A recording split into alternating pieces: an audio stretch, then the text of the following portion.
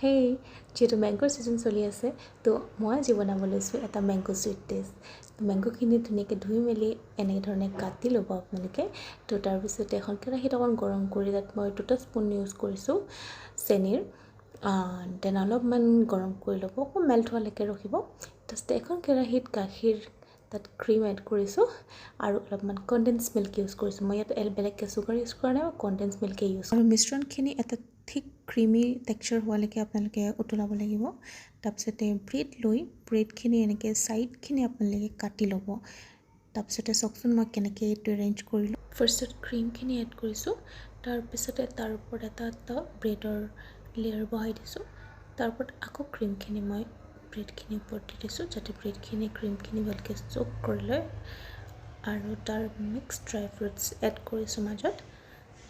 then আকৌ এটা layer দিছোঁ ব্ৰেডৰ দেন আকৌ ক্ৰীমখিনি আৰু ওপৰত মেংগোখিনি টপিং কৰি দিছোঁ